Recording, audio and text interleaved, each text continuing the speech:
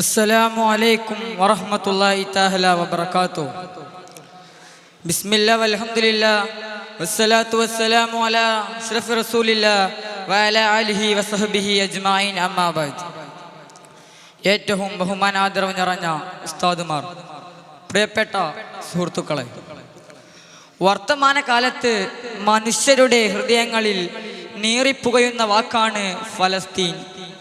നീതിക്ക് വേണ്ടിയുള്ള പോരാട്ടത്തിൻ്റെ, അനീതിക്കെതിരായ പ്രതിരോധത്തിൻ്റെ, കണ്ണീരിൻ്റെ പ്രതീകമായിട്ട് ഈ സാമ്രാജ്യത്തിൻ്റെ ബലിയാടായി ഫലസ്തീൻ മാറിയിട്ട് ഇന്നേക്ക് 7 ദശകത്തോളമായി.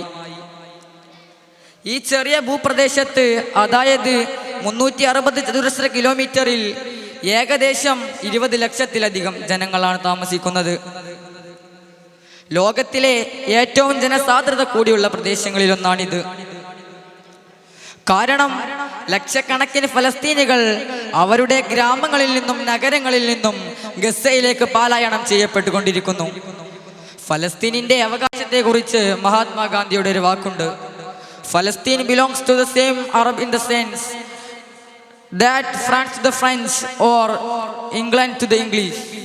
ഇംഗ്ലണ്ട് ഇംഗ്ലീഷ് കാർക്കുന്നത് പോലെ, ഫ്രാൻസ് ഫ്രഞ്ച് കാർക്കുന്നത് പോലെ ഫലസ്തീൻ അത് അറബുകൾക്ക് അവകാശപ്പെട്ടതാണ്. ഇത് നമ്മുടെ പൂർവിക നേതാക്കൾക്കും നിലവിലെ നേതാക്കൾക്കും ഫലസ്തീനോടുള്ള സമീപനത്തെ വിലയിരുത്തുന്നു.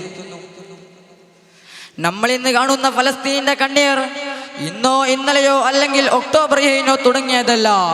1948 നക്ബയിൽ നിന്നും ഔദ്യോഗികമായ ഈ ജനതയുടെ കണ്ണീരും ചോരയും ഒഴുകി തുടങ്ങുന്നു. അന്ന് മുതൽ ലക്ഷക്കണക്കിന് മനുഷ്യർ ഫലസ്തീനിൽ കൊല്ലപ്പെട്ടിട്ടുണ്ട്. സയനിസ്റ്റ് തീവ്രവാദികളാൽ ലക്ഷക്കണക്കിന് മനുഷ്യർ അഭയാർത്ഥികളായിട്ടുണ്ട്. തമാശയായി പറയട്ടെ, ലക്ഷങ്ങളുടെ ചോരയുടെയും വിശപ്പിന്റെയും കണ്ണീരിന്റെയും മേൽ അവർ സമാധാനം നിർമ്മിക്കുകയാണത്രേ. അങ്ങനെയാണെങ്കിൽ നമുക്ക് ഹിറ്റ്ലറിനെ ഏറ്റവും വലിയ സമാധാന നിർമ്മാതാവായി കരുതേണ്ടി വരും. നമ്മുടെ ഈ വികസിത 21-ാം നൂറ്റാണ്ടിൽ അറവുശാല എന്ന പോലെ മനുഷ്യനെ കൊല ചെയ്യപ്പെടുന്നു എന്നത് എത്ര ലജ്ജാകരമാണ്. അവകാശങ്ങളെല്ലാം നിഷേധിക്കപ്പെട്ട ഒരു ജനത പട്ടിണി തിന്ന് കൊല്ലപ്പെട്ടു എന്നതാണോ ഈ ഡിജിറ്റൽ നൂറ്റാണ്ടിന്റെ ഏറ്റവും വലിയ നേട്ടം? അല്ല എന്ന് ഉത്തരമായിരുന്നെങ്കിൽ നമ്മുടെ ആധുനിക മനുഷ്യർ ഇതിന് വംശഹത്യമെങ്കിലും വിശേഷിപ്പിക്കുകയും ചെയ്തു തന്നെ. ചുരുക്കി പറഞ്ഞാൽ, സയനിസ്റ്റ് തീവ്രവാദികൾ, സയനിസ്റ്റ് മൃഗങ്ങൾ, ആയുധ കച്ചവടക്കാരുടെ താല്പര്യത്താൽ കയുകൻ കരങ്ങളാൽ ഫലസ്തീനിന്റെ ശരീരത്തെ മാന്തിപ്പറിച്ച് പൊളിച്ച് ചോര കുടിച്ച് കൊയ്ക്കുകയാണിന്ന്. മനുഷ്യത്വത്തിന് ഉത്തമ ഉദാഹരണമാണ്.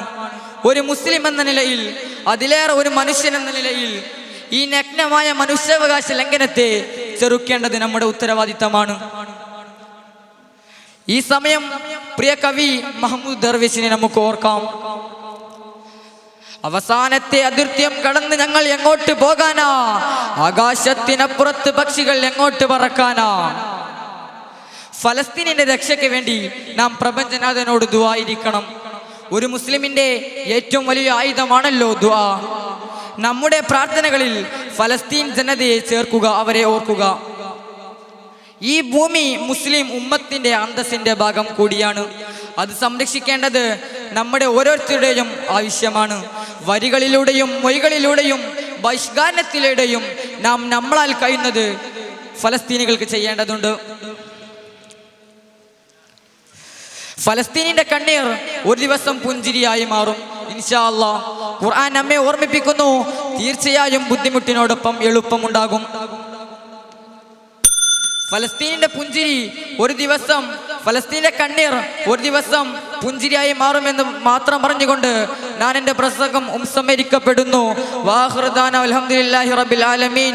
അസ്സലാമു അലൈക്കും വറഹ്മത്തുള്ളാഹി തആല വബറകാതുഹു.